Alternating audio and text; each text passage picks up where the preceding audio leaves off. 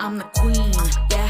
They bowing down when I step on the scene, yeah. And you should get in line to kiss the ring, yeah. Cause everybody. So people, I really want to do this video and I wanted to do it earlier, but here we go. So last night I watched Dynasty and I'm going to watch it again today because I ordered it, I watched it, I enjoyed it, and then just had some things that was going on and I was kind of getting up back and forth, had to do some things, but I know I have it in my archives. It's there, I paid for it, I bought the pay-per-view, so no problem. So I want to talk about this one particular match for sure. In fact, because I don't have time to talk about everything else, but I definitely want to talk about this one particular match for sure. Listen, y'all, this has been a long time coming, and I needed to see what I saw last night, not just to do this video. I already came to this conclusion already from the very beginning, but especially last night, because last night Meagan Bain went one-on-one with Toni Storm, and they had a banger, man. Now, Meagan Bain has not been wrestling for a very long time, but the first time I saw her, her look and her ability in the ring, and of course, you know, there's always like to a point when you get to a point where you improve and you peak, and you'll either just get better, but you'll maintain one or the other. But bottom line, once you're solid, you're solid. Now, she went back and forth. Mind you, she pinned Toni Storm in a tag match, okay? And Toni Storm pinned her last night. And I said, if she beats Toni Storm, she needs to have a very long title reign. She needs to be dominant. And she needs to make a statement by, you know, showing the whole division what she's made of. And will she be the one to beat Mercedes Moné? You know, I'm thinking, like, you never know what they're thinking. So you're thinking and you're just looking at what would be the best scenarios or some of the best scenarios. Hell, right? So I'm looking at this and I said, if she lose, there's no harm in that. But she needs to look strong in losing. AEW has been nailing shit. And all of these WWE fans are the ones who, oh, but they this, they that. Right, you hate AEW so much, but you're always watching it. Whatever. So here's what happened. And not to mention, AEW is 5 years old. So you don't need to watch the so-called alternative. Stick with your WWE because they've been around forever and they've been giving us hot garbage for a very long time now. And even when they do some things good, they'll turn around and just do some things that's like, what the hell are they doing? This is why so many people are making videos about WWE and Mania season and how it sucked and how it makes no sense and how they ruined the whole John Cena swerve, which could have went well. They had did it right, but they can't even do simple storylines anymore. Simple things. They keep giving us the same thing. The biggest deal we got going on with CM Punk, that big secret was Paul Heyman's going to be in my corner. Who gives a shit? Like, oh, wow. Yeah, Heyman did the same thing to Brock Lesnar when he went with Roman Reigns. Not in the match of where we're friends, but I'm going to be in this person's corner. And no. Bottom line, whatever, man. Okay, let me get back to it. So, I'm looking at this match, and Meagan Bain is everything that Jade Cargill was supposed to be. You realize Jade Cargill was 60-0? She was 60-0. And if she wasn't leaving, she probably would have continued to win. But she left. She lost the belt to Chris Statlander. Let me tell you something, though. They gave Jade Cargill a bone. They realized she had a very unique look. Nobody looked like Jade Cargill. Nobody.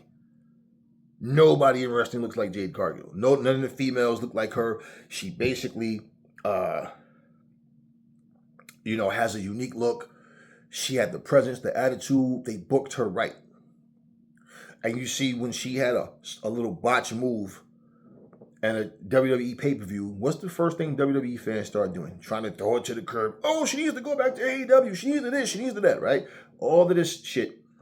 When Jade Cargill was in AEW, she was an absolute beast. The attitude was different. Her confidence, her ability was different. And the WWE, she's nothing but a wellness fitness model. She's a diva. That's what they've reduced her to.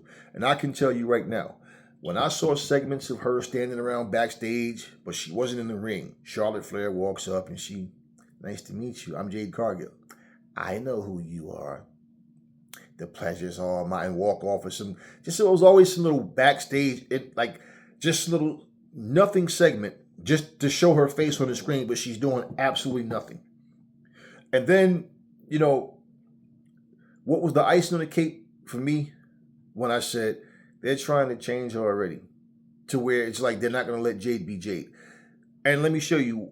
I'm gonna tell you. To me, when it was solidified that this is what's going to happen, the night she got out that car, that limousine or whatever it was, with that little sexy silver outfit on, and she walks out smiling, and walks up to Triple H and he shakes her hand backstage, and then the camera kind of zooms out and they're talking, but you can't hear them, and it's like, what's the purpose, man? What's the purpose? Let's take her and take that ass kicking, aura of invincibility. Let's take that away from her and do what they've been doing to her now. Yeah, she comes out, she poses and flex. She has the intensity in terms of her attitude, and but Jade Cargill doesn't have that aura of invincibility. She doesn't have that presence anymore. It's stripped away from her. It's kind of like when China went from DX China to Eddie Guerrero China to Mamacita China, and she just wasn't the same. But, it was one of those things. China's crying. She's in her feelings. They're doing all this little shit trying to, bring out her sex appeal more. Now, to show you how that's bullshit, they don't see Shayna Baszler as eye candy. So Shayna Baszler, think about it though. She was a killer when she was the NXT Women's Champion, right? And she comes to the main roster and she ain't been shit ever since. She did nothing but walk around in Ronda Rousey's shadow. And the night she beat Ronda Rousey showed me the WWE did that just to stick it to Ronda because she was leaving, and they tried to use Shayna to fill her spot. No, it was more like, let me get rid of you. Thought they were going to build off of that, and they didn't. Shayna Baszler's been nothing. Formed a little bullshit group. The group did nothing. Just a bunch of misfits. Now look at Jay, and WWE fans, there's something with them. They don't understand this type of shit. But I watch Meagan Bain have her moments where she's impervious to pain, where you do a suplex or something, she hops right up. I've seen Chris Statlander do it. Her and Meagan Bain went back and forth doing the same thing to each other, right? Toni Storm, same thing last night. In fact, Toni Storm even added some, different moves to her arsenal, like the leg kicks, the double elbows in the corner. She was doing things a little different. And basically, Meagan Bain got to a point where she started hulking up in the match, and everything. The match had the drama, with Luther getting dropped, and he took what's her name away, Penelope Ford, because she was interfering and cheating, and then it came out of them two, and they went back and forth. She kicked out of the Storm Zero. Toni Storm gave her 3 of those, like running to the corner and slamming to with the hip. She gave her 3 of those, gave her the Storm Zero, and she kicked out of the Storm Zero on 1. And the fans reacted like, oh, she kicked out on 1. I'm like, yo, you see, a WWE fan will watch this shit and go, I'm not supposed to be liking this. You know what? Nah. I'm pro WWE, and I have to hate AEW, and I would not admit that this fucking shit is fire. So I'm going to just sit here and then post stupid shit in the comment section, because bottom line, they tore it down. And I watched this, and I looked at what Toni Storm, how she approached the match differently. So they're 1-1 with pinning each other. Okay, now, this doesn't mean the very next time she fights, Meagan Bain fights Toni Storm, that she wins. Like it's like, let's book a third match. No rush. Let Meagan Bain destroy some more people. And from time to time, have some jobbers come in and put her in squash matches, but put her in matches with other wrestlers, of course, where she's going to go in there and shine and show what she's made of as well. And she'll win those matches. And at some point, now, do she win the TBS title first? I don't know. however it goes, keep Meagan Bain strong. Keep her looking the way she's looking. Now, when Camille first came, Camille, she has a good look too. I've always liked Camille, and she's another one. It's funny how both of them is who I wanted to see at AEW, and they both ended up coming. And I don't know what Camille's status is, if they're going through some character changes or working. I don't know what they're doing, because there's still several people that's still on the AEW roster. And they have done a beautiful job with Toni Storm. They did a great job with Ricochet. They're doing, look, what's the other guy, the big guy? Brody King. Listen, I'm watching the progression. I'm watching things, and I'm enjoying this shit. I'm enjoying it. I'm not focused on the negativity, but I'm enjoying it. So here's the deal. And a WWE fan will never be honest just because WWE sucks right now. They won't be honest and say, nah, AEW's doing their thing. No, well, what about AEW? AEW's on fucking fire. What about AEW? You don't like it, you don't like it. You don't have to watch it. You understand what I mean? It's just like having a fucking a boardwalk and beach and all of this amusement park all in one right here. And you love it, but you keep going to the one across the street. Why do you keep going to that one? You hate it so much. Go to the one that you love. Why do you keep going to that one over there? And you go just to say you're watching it going there with the intentions of saying, I'll bet you this place is going to suck. Why you keep going? You know what I'm saying. The real ones get it.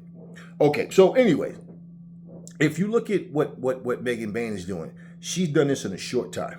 Just like Jade came there in a short time. Nobody knew nothing about Jade. I love what they were doing. I knew who Ethan Page was. I knew who MJF was. I knew who Orange Cassidy was because I watched Indies wrestling as well. So I knew a lot of this. And I did see Meagan Bain wrestle against Jordan Grace one time as well. And I've been watching her at Ladies Night Out and everywhere else I've seen Meagan Bain. She is she has a lot of matches in the Indies. Okay? But Meagan Bain, I was watching Camille. People didn't know much about Camille, but she came from NWA. I saw her before NWA, during NWA. Okay, she used to be Magnus or whatever his name. That's the general manager at SmackDown now. She was like a part of his stable. She was more muscular. I know she's the bodybuilder and all that as well. And I'm watching her and I'm saying, you know what? I hope they get Camille. Now, let's think about a time when the WWE had like Ultimate Warrior, Hercules Hernandez, Dino Bravo, Paul Orndorff. They had all these muscular people all at the same time. The Texas Tornado, right? All these people, now it's more of a thing where you're a big guy or you're a big girl, but you don't have the attributes of a big guy or a big girl. Like Braun Strowman will run around the ring and pounce people in there and count it down. And, okay, he did it, right? But then he'll end up losing the match. Or he gets hurt with every little move. And even if he has those moments where he's impervious to pain, it just doesn't matter because he's going to end up lose or he's in a match that nobody cares about. And they're not using him in a sense where, he's going to do anything that you care about. He's just a filler guy. That's it. Meagan Bain looked strong in that match. And basically, it's like Toni Storm barely escaped that match. You understand? With the win. And this is how you do it. Had she just got Storm Zero and got beat cleanly, okay, it's Toni Storm, so it's not like you lost to some, jobber, some pushover, some mid-carder. But I said, like when I said Powerhouse Hobbs, I don't think he should have lost to the Kester Clean when he came back. I meant that. But they rebuilt. That's right back. He got the momentum back now. And this is what I mean where you have to do things where even if you lose clean, it's like that, the way Toni Storm, how she got the quick roll up, I'm like, cool, there you go. Because pretty much Toni Storm was given a run for her money, big time. And it got to the point where it looked like she was about to pin Toni Storm again. And Toni Storm pulled it off. Solid match. Why is the WWE using Jade Cargill like a fitness model? She comes to the ring now, those little, shiny suits on and run out. Like, it's honest. It's like they try to reinvent someone's look to the point where there's nothing about her character that stands out anymore. And look at the fact that Jade Cargill was attacked pushed off a platform and came back, and all she managed to do, she finally came in the ring, okay, she, you know, at the Elimination Chamber, she attacked Naomi, beat her up pretty good, and pretty much comes out the following SmackDown or whatever, and she comes in and attacks her again, stands over and do her little pose, and then she has her first match back since, and she loses to Liv Morgan. Now, I don't know what that tells you, but it tells me, one, bad booking, and two, it makes me question how they see Jade Cargill. Like how they plan on using Jade Cargill going forward, because Jade Cargill is not the one fired up. She's not the one angry and want to seek and destroy. It's Naomi, and Naomi is the one who did the dirt, but it's like she's been exposed. She's coming after Jade Cargill. Jade Cargill jumps in the ring. She's pump kicking the guys and throwing them out the ring, but you couldn't beat little Liv Morgan. This is what I'm saying about bad booking and bad decision making. Okay, anybody, if I see it, I'll call it out. I don't care if it's AEW, if it's TNA, if it's WWE, whoever it is, MLW, whoever. No, anybody. But here's a case where what I'm saying, they've been booking Meagan Bain solidly. I'll show you what I mean about how people become an afterthought after you make a big deal about them coming to WWE. Example, when Julia had the belt, she got the belt, she got a nice applause when she won the belt. She loses to Stephanie Vaquer. They try to make you see how Athena has 2 belts, Mercedes has these 4 belts forever. Now all of a sudden, Stephanie Vaquer is a 2-belt holder. Fine, that's all good. Is Stephanie doing anything that you really care about, though? Is anybody actually really talking, making conversation about this stuff? Is this stuff's like, hey, I really want to... Nope. It was just, we got them, and AEW didn't get them. Ha, nah, silly shit. Overall, this is what I mean about wrestling. When you're more interested in the theatrics and these, 2 to 3 long 20-something minute promos in one night, what is the purpose of all of that, man? Remember when I told you guys, when we saw they had the little sit-down backstage interview with Rated FTR. I think a lot of us saw this coming. I said, I think Dax is going to turn, man. I said either, what I couldn't see was one of them teaming up with Adam Copeland and turning on the other. And I just didn't feel that. Like for me, and I said either they're going to win these belts, they're going to get on the same page and win these belts, or I said either Dax or both of them are going to turn on Adam Copeland. And that's what happened. Okay. You see the point? What I'm saying is they didn't need to stand in the ring for 22 fucking minutes. Blah, blah, blah, blah, blah, blah, blah. Back in 1988, I did this and that, and I did this and this, and I came in. Okay, whatever. We didn't need all that. What they did was exactly what they needed to do. They had the backstage segment where they all were sitting there talking. They said what they had to say. It seemed like they were on the same page, but in wrestling, once someone hints, doing some heel type shit. And if you look, there's been a couple of times where Dax Harwood has teased that type of stuff. You see, in different matches where he lost his cool, then he go back and apologize, right? Stuff like that. This guy, he did the same thing with Danny Garcia. So it was back and forth. I'm not going to get into all of that because, like I said, I'll have to save that for another video. I just wanted to get into this, but I'm just saying those type of things, like, I love what they're doing. I love what they're doing. And since Jade has been back and she lost that match, and nobody even seems to care about what Jade is doing. So they're fighting at WrestleMania, which we knew was going to happen. I mean, who didn't know that? And this is like in the video when I said how, I forget what the hell his name is, Nick Aldis.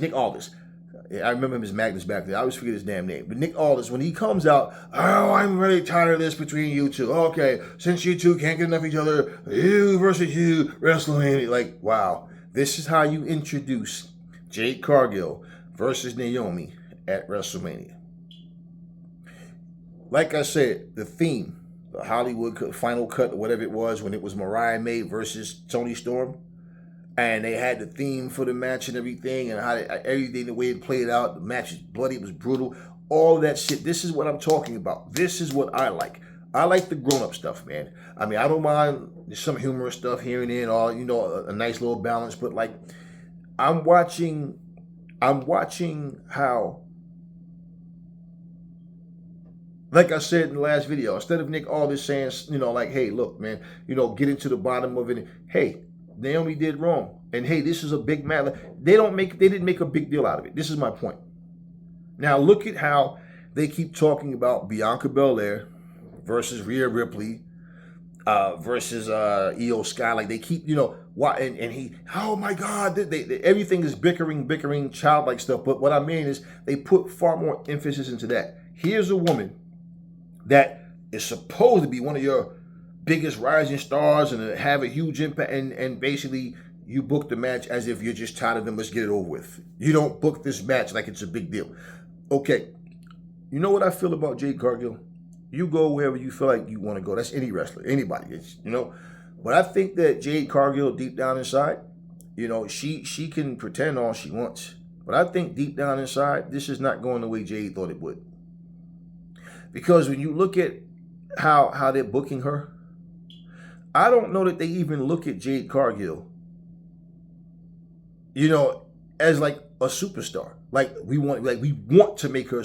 I don't even think they will. Look, Jade Cargill is, when you come through that tunnel at the Royal Rumble and you get a loud ovation, especially in a big, huge arena, they know who the fuck you are. They know, they don't cheer like that for jobbers and wrestlers that they don't know.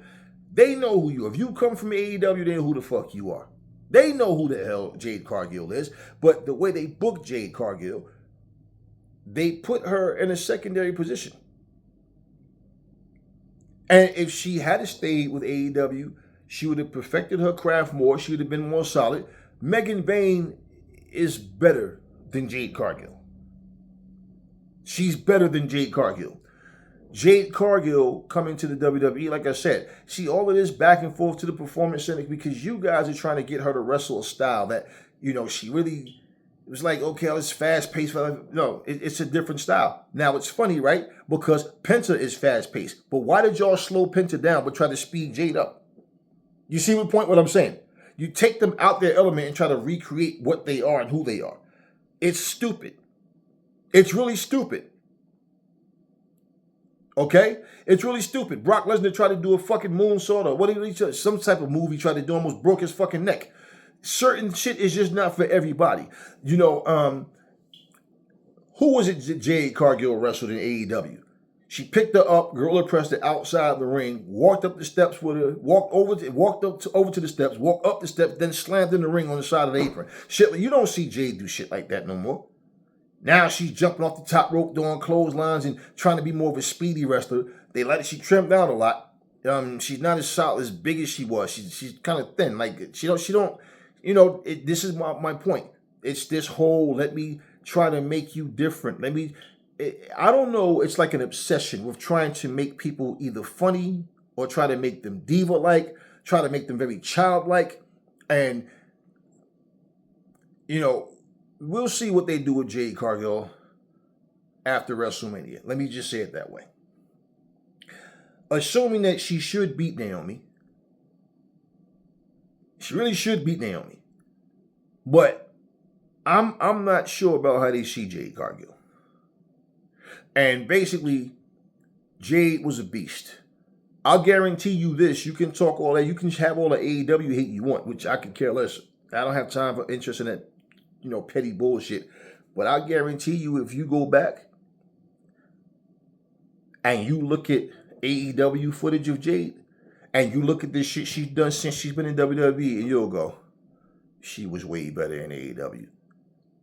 Yeah, y'all listen to the hate and all the lies and all the stupidity, and it's like you could remember somebody doing something 5 years ago, and that's all you remember. But since then, they've excelled and did so many things, but you're talking about that person the way you remembered them.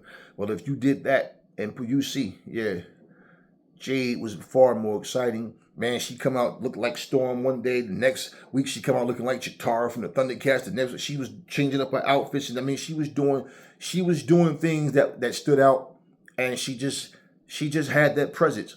When I'm watching Jade now, I'm like, all he did was make you. Everything is about sex appeal or some silly shit with the females, and they're all bougie as fuck. They're all bougie as fuck.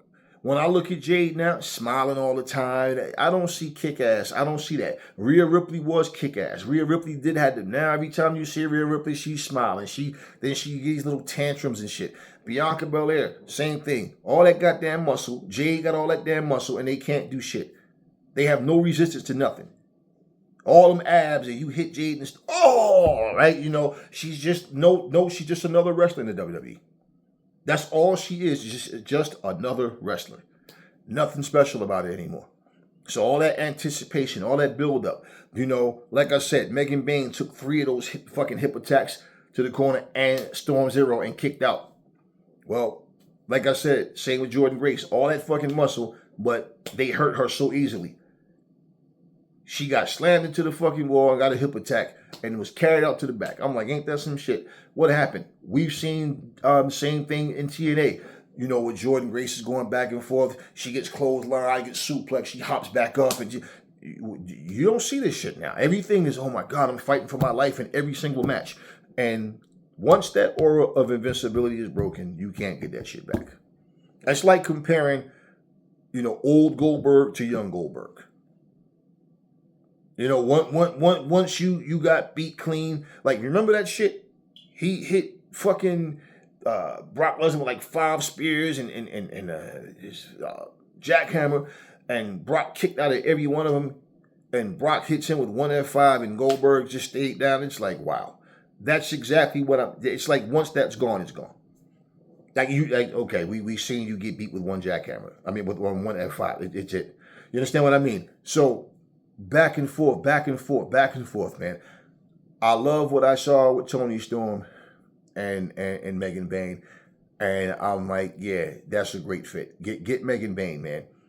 It would be no different. If Meagan Bain was in the WWE, they'd find a way to louse her up to and try to give her some, even if they, let's say she still had dressed the same way. Let's say she, you know, did the same things. Her in-ring ability would be different. I forget the other chick name that they got over there. Cause where's the paint on her face? Got like the mohawk cut, sort of a mohawk cut. I forget her damn name. She's another one. I watched her. She also wrestled Jordynne Grace. She also wrestled Meagan Bain, and she was another beast. Same thing. She doesn't have that same thing as well. You know, like I said, all that goddamn muscle, and you know give Jade Cargill a body slam, a simple body slam, and she's crawling to the corner like she's dying, and, you know, she can't do anything. You know, this is where the creativity is failing. This is where it's lazy storytelling, it's lazy creativity, it's nothing there. You're holding these people back. It's like going from the Hulk to making him Professor Hulk. Then you give him the World Breaker Hulk look, but you didn't give him the World Breaker Hulk powers, didn't give him the World Breaker Hulk abilities. You just gave him the look. That's it. He got this weapon and he's not even using the damn weapon properly. Nothing. That's exactly what they're doing to Jordynne Grace. Once again, Meagan Bain is everything Jade Cargill is supposed to be. And Jade Cargill was fantastic when she was in AEW. She was exciting. You wanted to see her come out. The fans was into her, everything. This version of Jade Cargill, they watered her down, man. They really watered her down. And I really don't understand what was happening with Jade Cargill to where this is where she ends up. But we'll see what happens. And it's not, you know, we'll get a benefit of a doubt to the point it's wrestling. It's not about just one night and it comes to an end. It's an ongoing thing, and we'll see what happens. But the way they've been using her has been garbage. Because even before the you know, that this happened, it's the same thing as like what I'm saying. You watch their matches and they get hurt with every little move. Bianca still throws little tantrums and fits when she can't pin, when somebody kicks out of her pin. Again, she's another one. She can pick up Piper Niven. She can pick up Otis, and she can, you know, do her move for Piper Niven off the top rope, but she can't take punishment. This is what I'm saying. The matches, they're not seesaw matches. There's no real excitement there. It's just simply, you do a move on me. Oh my God, she got slapped 5 minutes ago and she's still on the floor. It's nothing that really pumps you up. But Meagan Bain and Toni Storm tore it down. And I was sitting there watching like, okay, this is what I'm talking about. And that is missing. it's like everybody just went soft. Everybody went sissy-like. Nobody's tough. Nobody's durable. I mean, we get that with Will Ospreay. You know, he'll fight his ass off, take moves, bleed, you know, come back. And this is what I'm saying. We need to see this type of stuff, man. But come on, man. Come on. Do y'all know what y'all have in Jade Cargill over there, WWE? Do you? Or is it just, you're just happy that you was able to get it from AEW? And that's what I see with WWE, with AEW. They get people over. They want to put them in situations where, you know, everything's going to be interesting. Sometimes things don't always happen the way you want it to happen. But with WWE, it's like they're just complacent and just feel like they had a power move. Like I took another one. And that's really sad. And it's been like that ever since WCW days and ECW days. It's been like that ever since. Ever since. All the other territories, the AEW, all that, it's been like that ever since.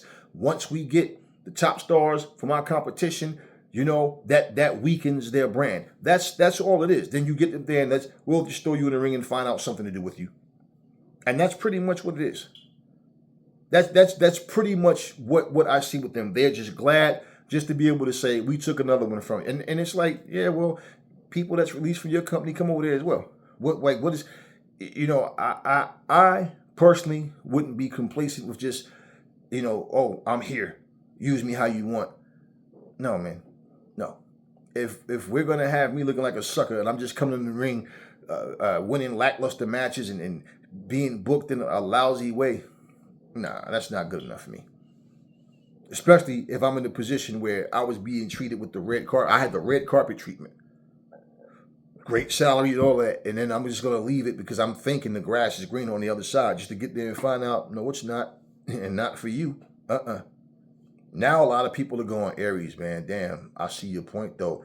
I do feel like a lot of people, right? Yeah, I do feel like Jade is not the same. No, she's not the same. They're not using her the same. She's not dominant with anything. The only thing she does is come in the ring looking serious, pointing and talking to the camera, and she'll do her little moves and get her little shit off. Like I said, they throw her out the ring. She's knocked out for fucking 5 minutes. All this, you know. Meagan Bain, I got my eyes on her. I hope AEW continue to use her the right way, and just everybody just, you know, do the best job you can. Nothing lasts forever. People do come and go, but my choice, even like with Camille, I wanted to see both of them, but Megan is her, everything about Megan, man, everything. I might get her. I wanted to see Camille there too. You guys know that. But hey, at the end of the day, if you settle for what they're giving you, then that's what you're going to get. But Jade Cargill deserves better than that, man. But hey, man, it's her choice. You know, whatever they do with her is what they do with her. But she basically have lost that aura of invincibility, and to get it back for her, I don't really see it because nobody in the WWE has that. There are no more Brock Lesnar's. There are no more Goldbergs. They're just not there. There are no more Chynas. They're just not there. All basically they got in Jade Cargill now, they took a beast and let's just focus on her sex appeal. Let's humanize her much more and try to get the crowd into her feelings and make them care about the character like this is a movie. And this is what they're doing. Anyway, Meagan Bain, she's a keeper. That's all I got for you guys now. Catch you on the next one.